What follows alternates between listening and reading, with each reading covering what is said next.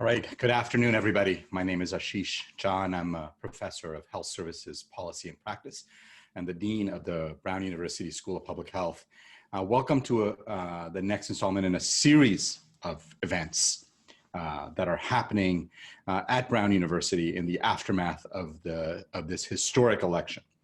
And when we had initially planned on organizing this, we had thought that we might know who the winner of the presidency would be. We don't yet, but we have a lot of clarity about certainly what the House of Representatives and the Senate's going to look like. Well, some clarity, I shouldn't say a lot of clarity, some clarity.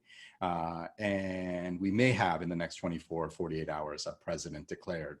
So the idea and the purpose behind this event was to talk about public health and public health in the aftermath of this election. Public health, of course, has been pretty central as an issue for this election and really for our society and for countries around the globe, given that we're in the middle of the biggest public health crisis of a century. And so to have a discussion on this, we have four terrific members of the Brown University community, and I'm going to quickly introduce them. Their accomplishments are long, and I want to get to a discussion up front. So the first, I'm going to just go through our four, and then they'll all come on. The first is Professor Megan Rainey. So Megan is an emergency room physician. She's an associate professor at the Warren Alpert School of Medicine, as well as an associate professor here at the School of Public Health. She is been very actively engaged and visible in this pandemic as really one of the leading voices of public health and one of the leading voices of a sensible science-based approach to dealing with the COVID pandemic. Next will be Professor Judd Brewer. He's an associate professor of behavioral and social sciences, as well as an associate professor of psychiatry and human behavior at Brown University. Among other roles, he is the director of research and innovation at the Mindfulness Center at the School of Public Health. Third is Catherine Thompson. She is a doctoral student in health services policy and practice at the school. She has a master's in health administration and a bachelor of health sciences from the University of Central Florida. And here as a doctoral student, she's really focusing her attention and efforts on Medicaid policy, on issues related to health outcomes for maternal and child health, as well as in health disparities, which have, of course, been a critical issue in this pandemic, both for rural and underserved populations. And then last but certainly not least, in our panel will be Brandon Marshall.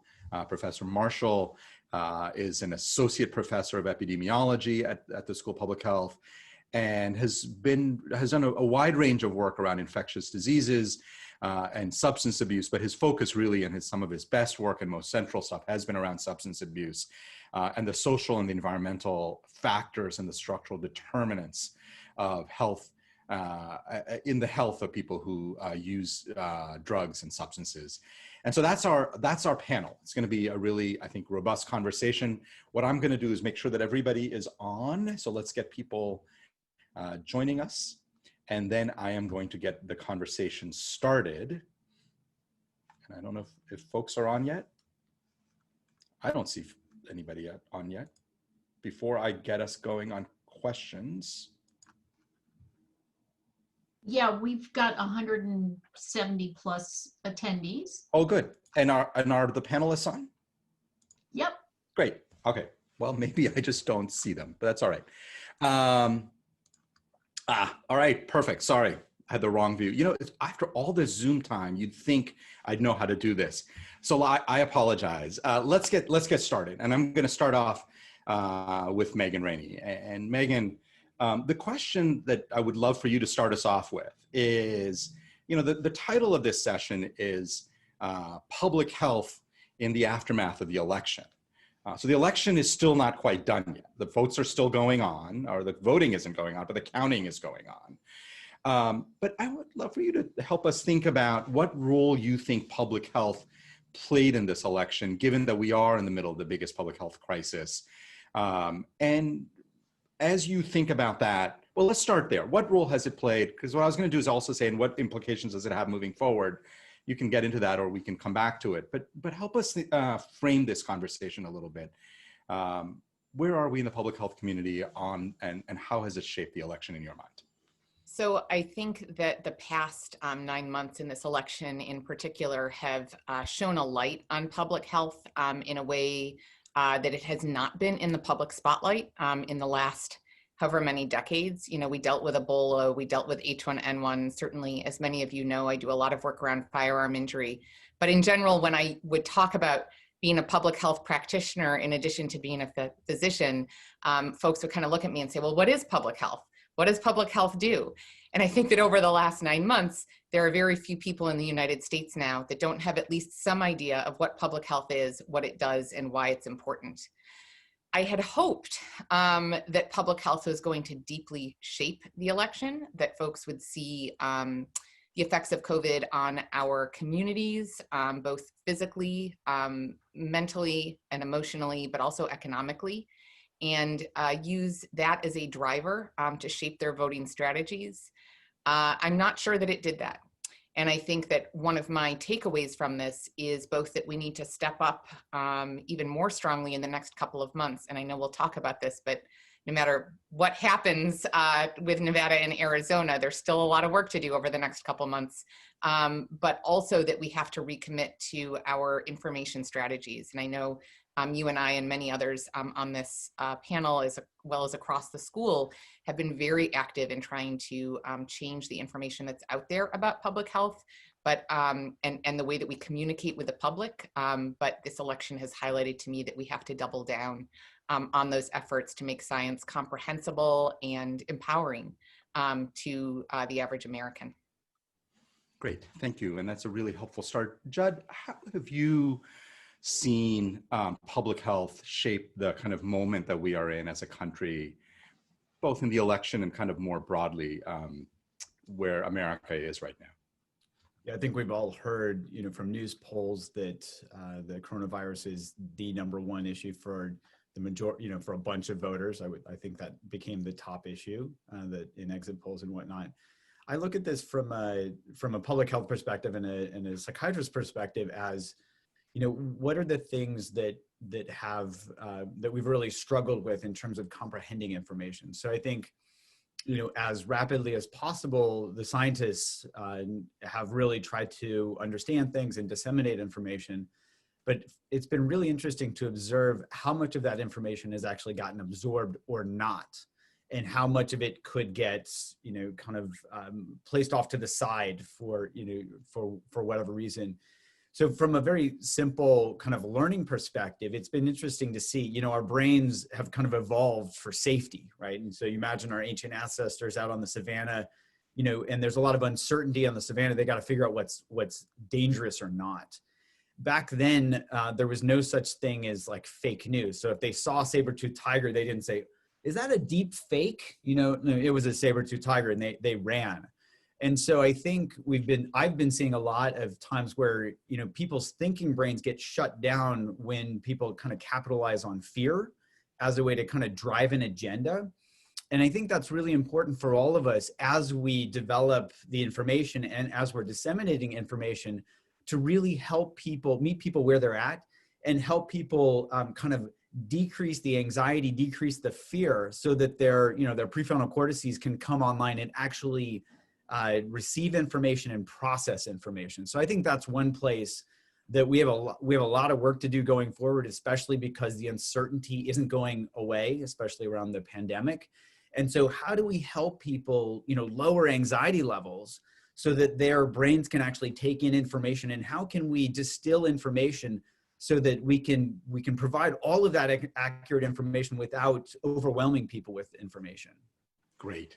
This is a really important set of points, and we're going to come back to this exact issue, and I do want to have a conversation about information, trust, misinformation, anxiety, and how it all has played out in this pandemic, but then also in this election, and then really where we are going to go with all of that. But so hold that, and I think you've really teed that up very nicely. I'm going to, Catherine, come to you next.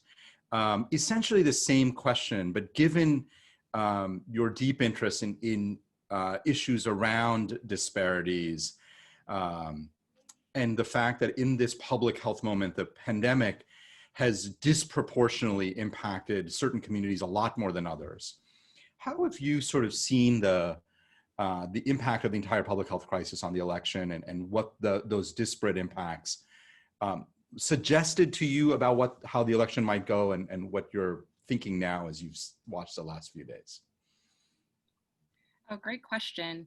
I believe that this election, and especially the pandemic, has really pushed public health to the forefront, really kind of put it in everyone's face in a way to really see what exactly is going on in this public health world. Many people didn't know beforehand, what epidemiologists did, what, students were studying in school, what doctors see on a daily basis. And so this is something that has really gained a lot of importance to a lot of individuals, and I believe really drove them to the polls. In relation to disparities with the public health crisis, COVID-19 really emphasized who's most vulnerable, who this pandemic has really affected. And we have seen, through numbers, through statistics, through research, that it has disproportionately affected marginalized individuals, vulnerable populations, individuals of color. And so it really kind of highlights the weaknesses within our own public health system and within our nation's health, and really highlights kind of where we need to move in the next step. I believe that an effective public health system that can assure a nation's health is exactly where we kind of need to start framing our minds and putting kind of where we move with in the next couple of months with the next whoever becomes our president. I know that's something that we are currently unsure of. And so it'll be really interesting to see just kind of how we move in our next steps, and especially how public health takes a front seat in a lot of people's minds, because public health is ultimately determined by public policy, and the health of our nation and these individuals is determined by those kind of decisions and aspects as well. Great, thank you. And again, several important points that we're going to want to come back and explore a bit more. Let me next go to Brandon. And Brandon, the only kind of other part of the framing that I want to do is we were in a public health crisis before this pandemic, and that was certainly front and center in a lot of people's minds, and that was the opioid crisis, which you've studied closely and have done really terrific work around. How do you see the way this pandemic has played out kind of more broadly, especially in contrast to what Americans were already thinking about from a public health point of view? And if you don't mind helping us understand this pandemic in the context of the fact that we were already in a pretty substantial public health, facing some pretty substantial public health challenges, that would be really helpful. Mm-hmm. So maybe what I could do, can I start with what pleasantly surprised me with this election? So, on the front of drug policy, I think what this election showed me is that voters are willing to embrace humane, public health oriented approaches. Voters in New Jersey, Montana, South Dakota, Arizona, Mississippi all approved measures legalizing either medical or recreational cannabis. And Oregon voters passed a measure which decriminalizes the possession of small amounts of all drugs. And I can't overstate how important that is. We know that punitive approaches to addressing drug-related problems don't work. They increase disease and death. And many in the US are actually designed to subjugate racial ethnic minorities and target Black men in particular. So what public support for those decriminalization and legalization measures indicate to me is that we in the public health community need to be bold. We can advocate for legislation that reduces racial health inequities, that improves the public's health, and that if we do this right, we actually have a significant proportion of the population on our side who understands the importance and votes for these measures. So I think what this indicates to me is that us as public health researchers, we need to collaborate. We're not experts in advocacy and political organizing necessarily. Most of us aren't anyways, but that's not to say that we don't have policy goals. So I think the first step is to acknowledge the expertise of organizations that we can partner with who have worked in policy arenas, who push, you know, for specific types of legislation and collaborate and get public policies over the line that supports the public health and reduces health inequities. So I think we're learning how to do that with the overdose and opioid crisis. We're seeing the successes there. Now we need to apply some of those lessons to some of these broader health issues, including the COVID-19 pandemic. Great. Great, thank you. All right, I wanna not really shift gears, but I wanna get a little bit more focused on a specific issue that I think has been troubling me. And I'd love it if all of you could help us think about this a bit. And that is the issue of expertise and expertise driving the response in this pandemic. So, you know, back in late February, when Debbie Birx was first named as the White House coordinator, I was very positive, and she's very experienced, very smart. And I thought, and then as I saw it was going to be Tony Fauci and Debbie Birx, I thought, we're going to do okay. I've got some really terrific people at the helm here who are as good as they get.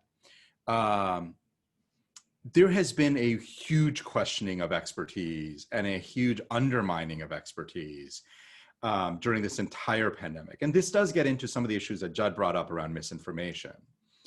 But I'm going to ask you to look forward and answer what do you think this pandemic has done for the role of expertise, and what does it mean for us going forward? And really the underlying question is, how do we build back more faith in expertise around complex topics like this? And I'm gonna, let me just mix it up and start with Judd first, then I'll go to Megan, Catherine, and Brandon, maybe in that order. So Judd, expertise, and what do we do to, and first of all, do you see it that way? Do you see this as a situation where expertise really has been undermined? And if yes, what does it mean, and what do we do? I think it has, and I think a lot of people see that as well. And so, you know, tongue in cheek, I would say, you know, let's get some celebrity endorsements.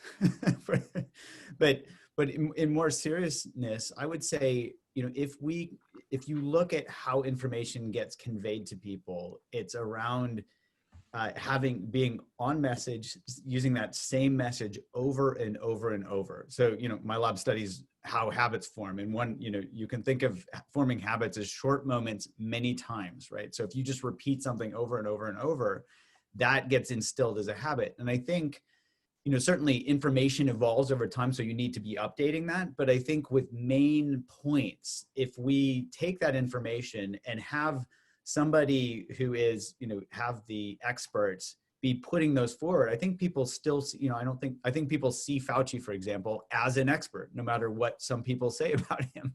You know, he's pretty undisputed there. And it's been interesting. He's been pretty consistent with a message, which is wear masks, wear masks, wear masks. It would have been really interesting, you know, we could look back and say, if everybody had just, you know, stayed on that target and said, wear masks, and we could do that parallel experiment with what we have now versus where there have been mixed messages. That would be a really interesting experiment to see, you know, does just staying on a simple message that people can understand and going forward with that without wavering, is that enough to drive something forward in terms of information? So I think that's something that we can do going forward is, you know, have a clear message, stay on task, don't get too complex, and really distill it down to its elements. And I still think we have the ability to do that. It's going to take a little bit of time because doubt is really tough. You know, it's, you know, you instill a little bit of doubt in people, and then it's really hard to get that out. It takes a while to kind of, you know, get that, kind of pull that out through repetition. But I think that's where we have a real opportunity to be just, you know, doing that consistently. So that's what I would start with. Great. No, that is really helpful to think about how you do effective public health messaging, both the simplicity, the repetition, and the Megan. So expertise. Do you agree with my hypothesis that it's been undermined, and what are the implications, and how do we restore that? So I both agree and disagree. I think that it has been undermined on an institutional level. I think about your piece in Stat News about the destruction of the CDC, and I couldn't agree more strongly. I think that when we look at the way in which the federal government both supports and respects our public health institutions, and not just on the federal level, but also on many state levels, the way that many state executive branches have treated the heads of their departments of health. I think we've seen a tremendous undermining of expertise in that institutional capacity. But on an individual capacity, I actually think that folks are listening to us as experts, public health specialists, physicians, scientists, more than ever. And from this perspective, I'll take it from the perspective, again, of my work around firearm injury, but also the work that I do with social media and digital health, where we've been combating misinformation campaigns for a very long time, whether it's anti-vax, whether it is saying that having a firearm in the home makes you safer, whether it is misinformation about taking medications. There has been a wide distrust of experts among the general public for quite a while. And one of the things that I've felt over the last 9 months is that our individual voices are being heard and respected more than they had been in the years past. And to go off of Judd's point about masks, there was a CDC MMWR article that was published a couple of weeks back that looked at adherence to public health measures by age group. And it showed that by the end of June, 89% of Americans said they were wearing a mask at least most of the time when they went out in public. So people are hearing our messaging and are responding. Again, perhaps not to the degree that we want. It's certainly not universal. And unfortunately, the anti-science voices, I think, are louder and more powerful than they've ever been before. So although I think that if you went to the average American, you would likely hear more respect for our voices, I think, again, we have some work to do on an institutional level. And the last thing that I'll say is kind of what do we have to do to change that? I can't say more strongly, I can't echo more strongly what Judd said about kind of the simple, consistent, and repetitive messaging. One of the things that I think has shocked me most is, every time I kind of write something or go on TV, I feel like I'm saying the exact same thing over and over again, and that's what's needed. And I think that all of us need to think about ways to do that, to simplify. Within academia, we're always on the one hand, on the other hand, well, here are the limitations to my study. That's not, we need to be honest about the process of science, but we also need to be a little simpler and more clear when presenting it out to the world. And I'm interested in hearing Catherine's thoughts here, we also need to make sure that it makes sense to folks, no matter where they come from, whether it's rural Iowa or West Philly or Miami, that we need to make sure that our messaging is presented in ways that are culturally competent and comprehensible, no matter what someone's cultural background, educational background, faith, or country of origin is. Fabulous. So Catherine, you got teed up. Expertise. You're working on developing, as a doctoral student, that expertise. Is the response to this pandemic making you second guess, I hope the answer is no, your career choice? And how do you see the engagement with experts during this pandemic? So the answer is no. And also, no, it makes it. I don't know what I would say if the answer was yes. I would be in big trouble. Sorry, please. No, it definitely highlights how ever more important our field of work is. I know that we've been tasked, especially as students, as researchers, as experts within this field, to make sure that the message does get out. I think, like, going forward, yes, our job will be difficult, but it's a job that needs to be done. We need to restore public faith in public health, data, statistics, the different type of interventions that we can take. We need to make sure that people really embrace the value of scientific expertise and really show its importance, dispute this narrative, or dispute a narrative that some individuals may have about the virus not being serious or contagious or not a big deal, or it doesn't affect certain individuals, and making sure that we're actually implementing the CDC guidance. We have to really normalize mask use, and that's by, with education. I know I listened to, a couple of podcasts and reading prior literature talking about how normalizing mask use to like seatbelts and helmets, how people were so resistant to it at first, but the public health benefit is there. And you just have to make sure people are provided the education, the transparency, that you're engaging the key stakeholders, and to know to take, one, the pandemic very seriously, and then the steps that you need to do in order to decrease transmission rates, and so it can lessen the effect on certain populations. I know that going into the second wave, it's going to be imperative that we really shape the message around the pandemic, that we're, diligent about social distancing, washing our hands, faithfully wearing a mask, needing to be careful, especially with rising cases that we are seeing, and then also kind of combating this individualism, that realizing that public health is really taking care of yourself and taking care of your neighbor and taking care of others. And so I think that's really important. So yes, I believe that we're pushing through. My faith is definitely still there within public health and what we can do. And as researchers, as students, we're learning, and especially as our public health work, our health workers especially too. So I'm sorry if that didn't answer your question. I know No, you did. That was great. And I'm going to ask Brandon, and then after this, I have about 30 questions that have come in. So I'm going to start then going to individual people for individual questions, because that'll move faster. But Brandon, you're the last person on this question of expertise. Is there been an undermining of it? Is there less faith in it? What do we do moving forward to make sure people value it in a way that we think it's important to value? And what do we do? Yeah, I might tackle that last point there. What can we do? Yeah.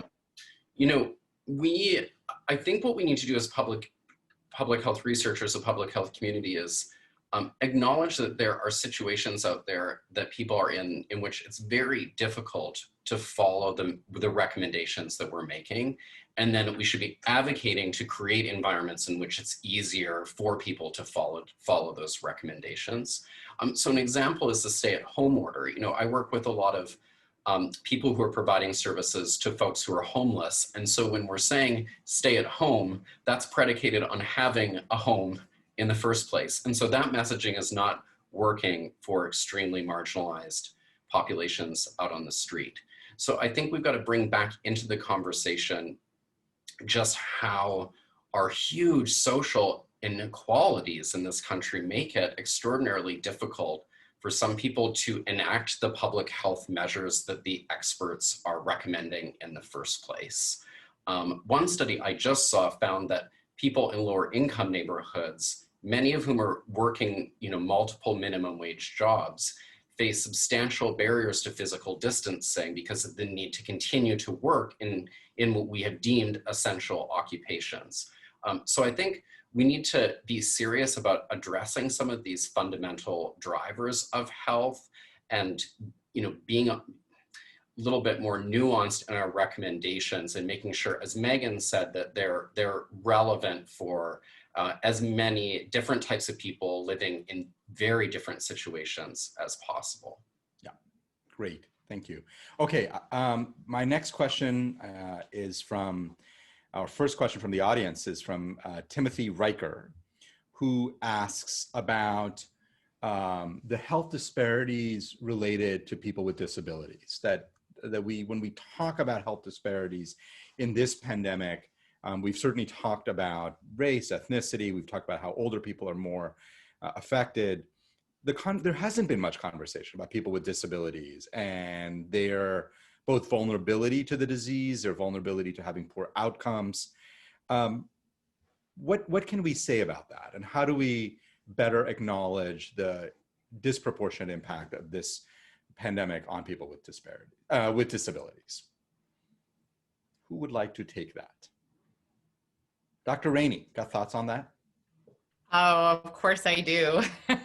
So, as an emergency physician, I think about this a lot. We know that, and I know kind of going back almost 9 months now to when we wrote the piece on access to personal protective equipment and ventilators, one of the drivers for our piece was actually the disability community, talking about the huge disproportionate impact that this virus was going to have on our communities that are either dependent on ventilators at baseline and or who have reduced lung capacity or baseline immunologic dysfunction at baseline. There have also been some really powerful pieces written, including one by a med student named Harry Paul, who has severe, has kind of a long-term, relatively invisible disability, and talked about the impact of this virus on the disability community, but also the degree to which the virus is creating a whole new community of folks who are living with different abilities, and that the development of long COVID is going to swell the ranks of folks who do live with what he terms invisible disabilities. I think that our society in general makes it all too easy to dismiss or ignore the lived experience of those who are, again, depending on the terminology that you prefer, disabled or differently abled. You know, I was talking to someone recently about the challenges that I face when taking care of folks with developmental disabilities in the emergency department during the times of COVID, because normally they're accompanied by group home workers or by parents who now are excluded from the hospital because of our limitations on visitors.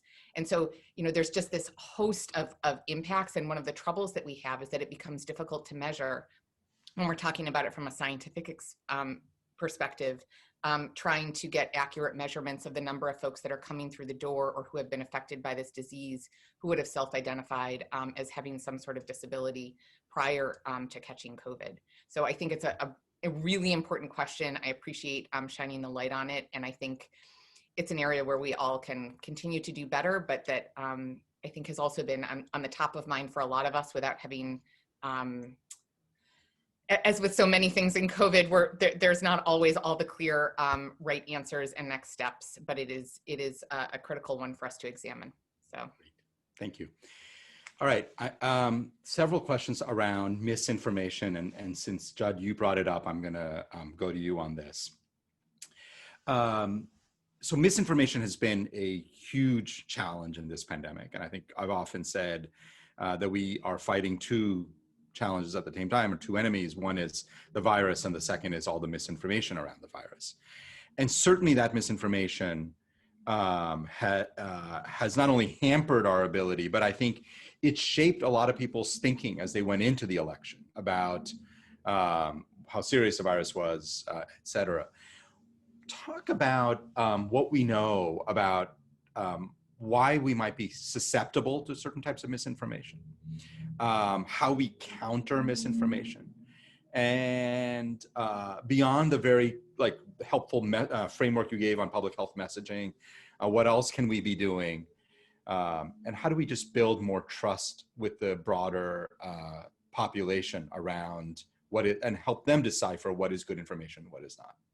Yeah, it's a great question. So if we start with, why are we susceptible to misinformation? I think it was a paper published even a couple of years ago now in either Nature or Science, where they found that fake news spread 6 times faster than real news. And as I mentioned earlier, our old survival brains did not evolve in a time where there was misinformation. What you saw, you got. And so that piece kind of steps to the forefront when there's fear, and you can think of it in terms of reaction time. We don't have time to sit back and analyze and, check all the commentators and see, is this real or not? That's a bus and it's about to hit us. So we need to jump out of the way.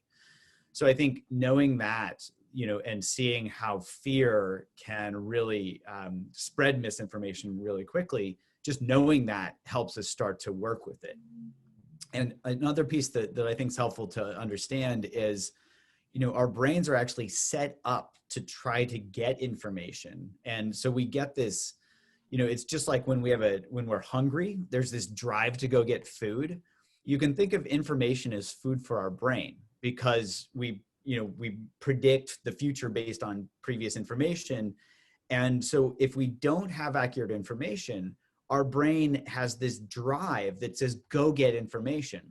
So knowing that is really important, because we can see what we are driven to do. So we might go on social media, for example, because we're hungry for information. And because we're not thinking clearly, just like I don't think clearly when I'm really hungry, we might just be scrolling and scrolling and scrolling and not realizing that we're actually picking up a bunch of affective stuff, like fear and worry and dread and all this stuff while we're scrolling through looking for information. And we also aren't realizing that, the information that we're getting might not be accurate. And so we're not going to be at a place, you think of it as like people sneezing social contagion on our brain.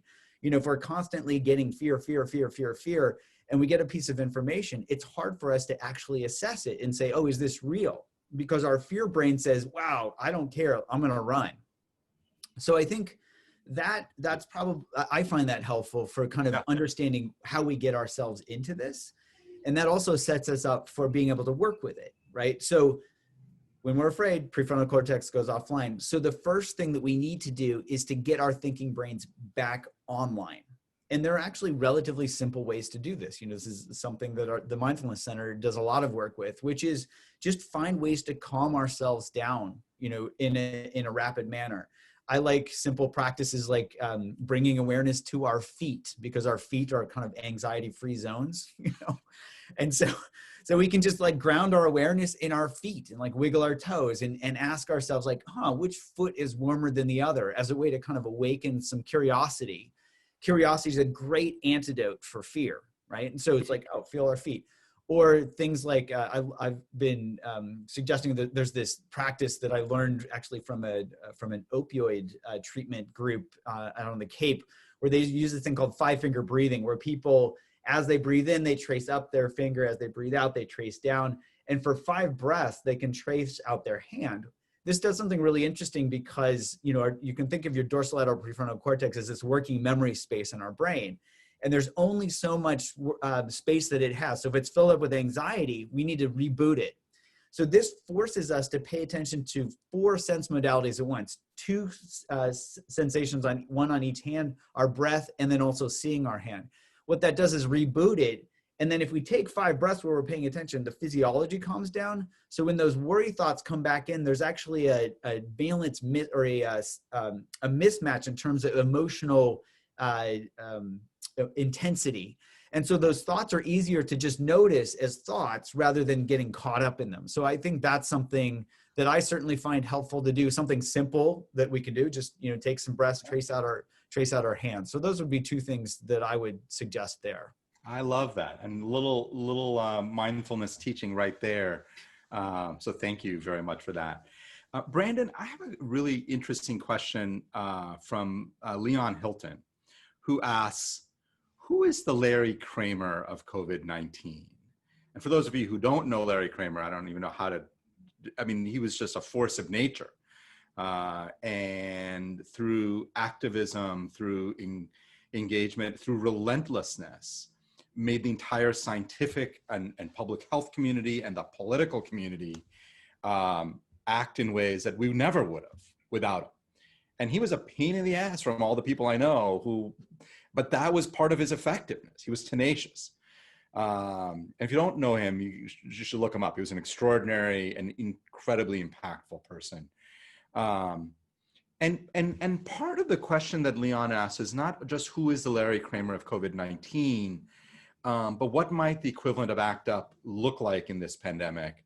And the arts community was such an incredibly influential community in the engagement with HIV and fighting initial misinformation, getting the country focused.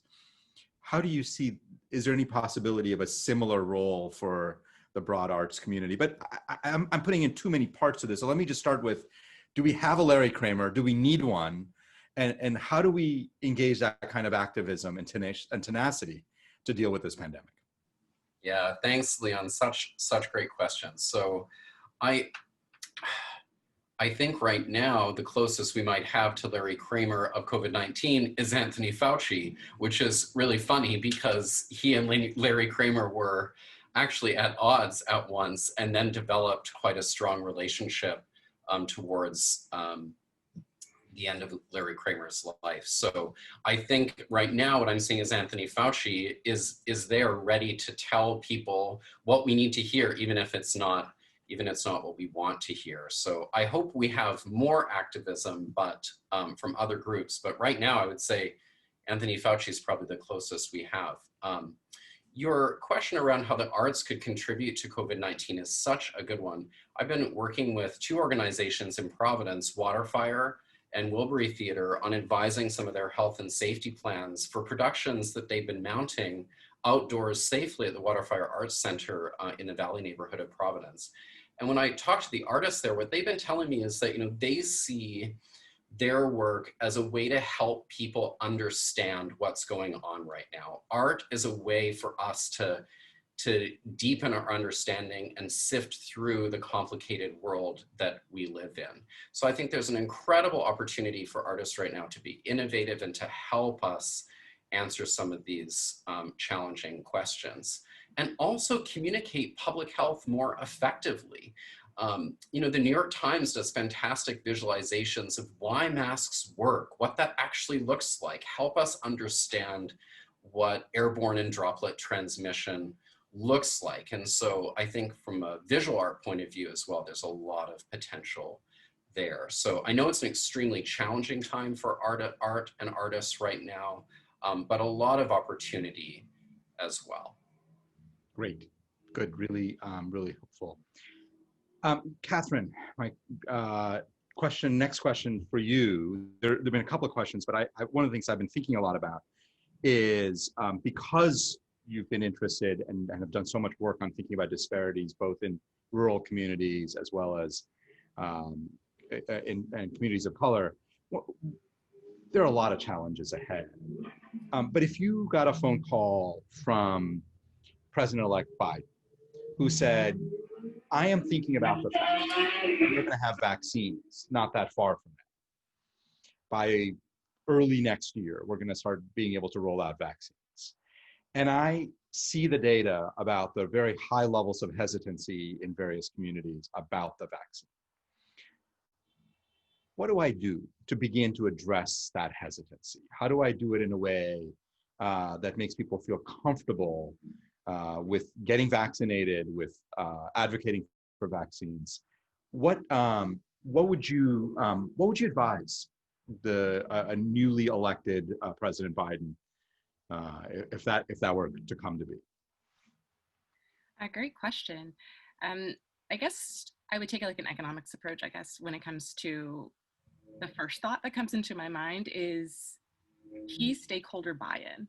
And so you definitely, in order for a vaccine to be effective, in order for people to adopt that a vaccine will work, you need their buy-in.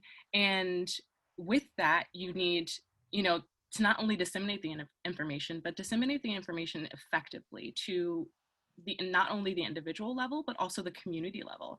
So I kind of relate this back to my hometown. I am from Meridian, Mississippi, a smaller hometown compared to a lot of other individuals. And I think about how exactly would I tell my family that a vaccine is important. A vaccine will help with herd immunity. A vaccine will protect them against COVID-19 or any type of, mutations that may come afterwards. And it really would be getting down to that community level, figuring out who those individuals are within the community that have a voice, whether that is a student or whether that is through educational purposes, whether that is through the church, for instance, and having those key stakeholders within those parts of the community to provide that education, to disseminate that information, and then also to take statistics of where we get statistics as, public health experts and as researchers, but what is a way that we can communicate how exactly a vaccine is important and will work for an everyday American. And that kind of goes back to what Brandon was talking about. I thought about art, these type of visual aids. What type of information can we hand and put in front, whether it's physical, whether it's online, whether it's, by word of mouth, in order for individuals to trust the public health system, but also trust the vaccine. So I would tell President maybe Biden that getting down on that community level is incredibly important, especially if you want individuals to take the vaccine seriously, and then also have the vaccine available to the most vulnerable individuals, which are individuals in these rural communities, individuals of color, communities of color, and especially those who are, you know, pregnant, disabled, children, those with pre-existing conditions. And so these are the individuals that definitely would benefit most from a vaccine. So you have to show why it is important that they take it. And I think that's a really great first step. Yeah, great. Direct engagement with community leaders, trusted voices at the local level, not just at the national level. Great. I have a question that in some ways I want to have all of you try to weigh in on. It's a question that Donna Gaffney asks, but it's a question I've been thinking about, and I'll take her question and kind of reformulate it a little bit. The way she says is that as we wait for the postmortem on the election, a concern is come up about people's beliefs and attitudes towards government.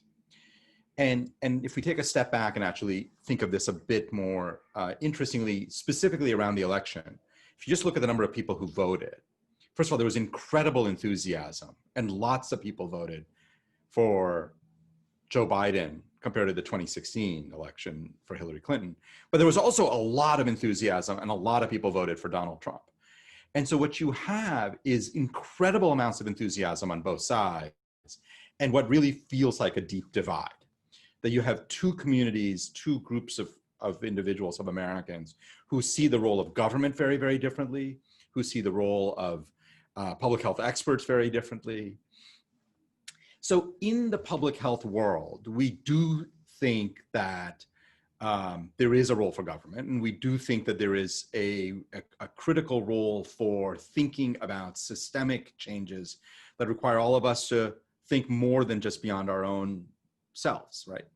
Part of the reason we think drinking and driving is harmful is not just because you could get killed, but you could kill somebody else. How do we engage with people who have a much more of a leave me alone, I want to do whatever I want to be able to do? And I don't mean to be disrespectful or reductionistic on that, but there is real skepticism about the role of government and the ability of government to tell people how to behave and what they should be doing. One of the tenets of public health is we engage with everybody, wherever they are. So how do we engage with a broad community of people who are skeptical of any collectivist intervention, whether it comes from government or elsewhere? And whoever wants to get us started. Judd's got a smile. I'm going to put him on first, and then Okay. We'll go from there. Well, this is a tough question. But one way that I would approach this is looking at the individual level. So the image that comes up is often the government can feel like our parents. And, when our parents, go out on a date and they get the babysitter is kind of like this co-conspirator with us. It's like, oh, let's work together and have some fun while parents are away. And the way I think about this is what does the babysitter do? Well, they listen, the kids feel like they can be heard. So I think this goes back to Catherine's point a little bit, is how do we really help people feel heard, feel felt, basically feel loved? And I think a lot of there's this tendency to want to be part of a group, and there are groups. Can we expand that group so that it's not this group versus that group, but it's all of us as a group? We saw this a little bit at the beginning of the pandemic, where it really felt like, oh, we're all in this together, before politics kind of splintered those pieces. So that's the pieces, where people are feeling marginalized or not felt, not heard, not loved. How can we reach them so that everybody remembers that we're all part of the same group, of being human? And that, expand the circle that way. So that's where I would start. Great. Megan. Yeah, so this is something that I love this question. And this is something that I spend a ton of time thinking about. If you go back to kind of some early seminal pieces on public health over the, well, I shouldn't say early, some of the seminal pieces in the late 70s and early 80s around public health, particularly around violence prevention. This tension between libertarianism and the quote unquote nanny state are so prevalent, certainly within the world of injury prevention, but across much of public health as well. Yeah. And I'll say, from my perspective, I see there as being a few things. So first is to go off of what Judd said, creating change that people actually want, that makes sense to them, that resonates with their values, that resonates with what is important to them and what they hold dear, that makes it easier, as I think it was Brandon who said, that makes it easier for them to both see their norms, to see their norms as kind of fitting within this public health framework, but also to have the self-efficacy to achieve those. The second thing is, I think that the trouble becomes when we think of collectivism as happening on the level of the government. And our country is so individualistic. We are so not Scandinavian, right? That when we talk about government level collectivism, it will never happen. But what I have seen over and over again in the work that I've done, both within academia and within nonprofits, is that on an individual community level, collectivism is very real and present in just about every community across the United States. And so if you can make people sign up and believe in doing something for the good of their town or of their county, or maybe just for their neighborhood, that's where you can truly create change and make real differences. And then the last thing, and I'll take a page from Brandon here as well, is the concept of harm reduction. And whether it is for firearm injury or whether it is for preventing COVID-19, we know that the more things that you do, the better. And the goal is not necessarily to get someone to zero risk, but rather to decrease their risk. We know that telling someone you have to stop smoking or it's going to kill you rarely works. We know that telling someone you are forbidden from using drugs and criminalizing them rarely works. We know that creating safe injection facilities helps protect people from HIV, endocarditis, and overdose. And so I would say that we need to take that same ethos as we approach public health in this country. We are not and never will be a government collectivist country, but we are one where we can see the innovation, volunteerism, and public spirit of individual Americans for the community around them absolutely shine bright. And I think that that has been the most amazing thing about this pandemic for me, is watching individuals stand up for each other in a way that our government has not been able to. Yeah, that's why I switched from government to collectivist, because I was trying to say it doesn't have to come formally from the government. So I'm going to ask Catherine if you have any thoughts about going one step further, because there are some people who've asked questions in the Q&A about, well, why not just mandate stuff? So this is like, you know, this is government at its, because it's collectivist with an enforcement arm. Like, if you don't wear a mask, you're gonna get fined. If you don't do social distancing, you're gonna get fined or go to jail. Seems a little excessive, but you get the point. How do you see as you're beginning, you're still early in your career, but you've been thinking about these issues, what's the role for more kind of enforcement oriented public health at this moment in the pandemic? Do you think that would be effective, or do you think that gets us further away from where we want to go?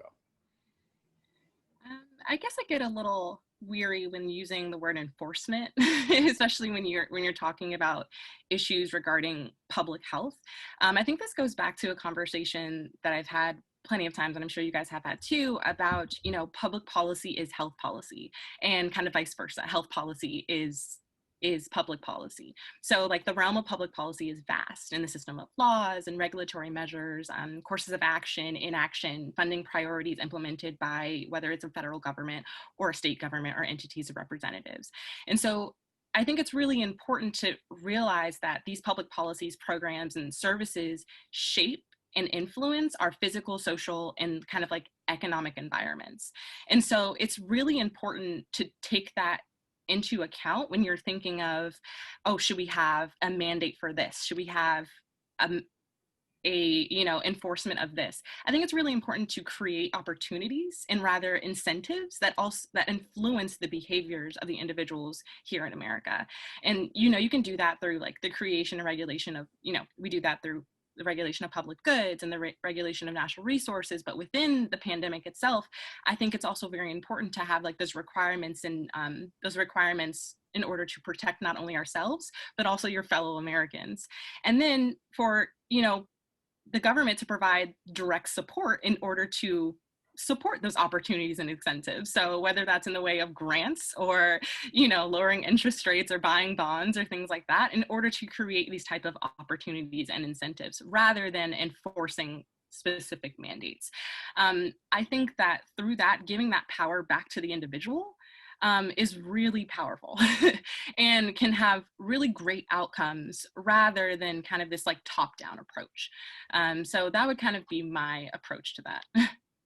That's super helpful. And it is a reminder that in general, public health has not led with, here are the rules and you must do it. And if you don't, you're going to jail. In fact, you could argue that's very antithetical to the whole public health model of how we do this. We have about 4 minutes. And so I'm actually going to ask one last question. And I'm going to start with Brandon and then go from there. So the question is, it's a bit of a question that I asked Catherine, but it's broader now, which is, so you get that phone call from the transition team or from Mr. Biden directly, and he says, I am trying to lay out my public health agenda for 2021-22, just thinking about the first couple of years and where I want to focus. And obviously some chunk of it is going to be on COVID, but this question is specifically beyond COVID. What else should I, Professor Marshall, be focused on? I've got a whole COVID task force. They're going to do the thing. Congress is going to give us money. We'll do masks and testing and vaccines. But what else should I make sure I don't lose sight of as I lay out my 2-year agenda for public health in America? What would you tell them? Yeah, so I would say 2 things, one short term, one longer term. I think the short term is we've got to rebuild trust in federal agencies. I think the current president has done a great disservice by denigrating the work of such deeply trained scientists at these world-renowned agencies. I've seen this firsthand as a voting member of an FDA advisory committee. It's incredible the work that goes into the review and regulatory process, and that needs to be communicated, held up, and preserved, right, from political interference. So that would be like day one, I would recommend. And then the second is looking more broadly at the racial, class, and social inequities that COVID-19 has only exacerbated. I think what we need to start highlighting is that we have, racist policies, healthcare systems, regulatory structures that have been designed to harm brown and Black people. But structural racism makes us all sick. It's hurting all of us.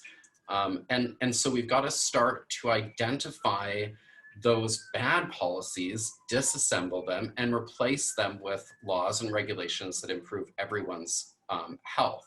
And the organ decriminalization ballot measure, which I mentioned at the top of the hour, is a good example of a success, right? We were able to take a war on drugs approach that is not working and increasing health inequities and hopefully replace that with something that's better, that's more effective, and protects the health of the public. So that's just one example, I think, of a bright spot of something that we can work towards. Fabulous. We have about a minute left, so I'm going to ask for short answers. Judd, then Catherine, then Megan. You're on the phone with Vice President Biden. He wants priorities beyond COVID. Professor Brewer. I would say mental health. So related to what Brandon's saying, this affects everybody. This affects the economy. This affects safety in terms of the defense. Public. You can think of it that way. So I would say mental health. Helping people with anxiety, helping people with depression, helping people with these secondary effects that are coming as a result of this pandemic. Fabulous. Catherine. I would have to say protecting the Affordable Care Act. Protect the Affordable Care Act. Yep. Yeah. Why would you say that? Especially when you're looking at just kind of like the statistics, 133 million individuals are protected have protected pre-existing conditions. You know, nearly 50% are under the age of 65. And with the disqualification of the Affordable Care Act, you are disqualifying individuals from buying a policy and subjecting them to higher premiums. How many people would lose coverage? Almost 21 million people would lose coverage, you know, 11 million through the marketplace, 12 million maybe through Medicaid coverage, all the advancements that we made through Medicaid expansion, you know, people receiving coverage under their parents' plan. There's so many things that are dependent on the Affordable Care Act itself. So I think it should be a high priority. And I think that's one thing we definitely need to move into the next step to make sure we protect. It's a compelling set of arguments. Professor Rainey.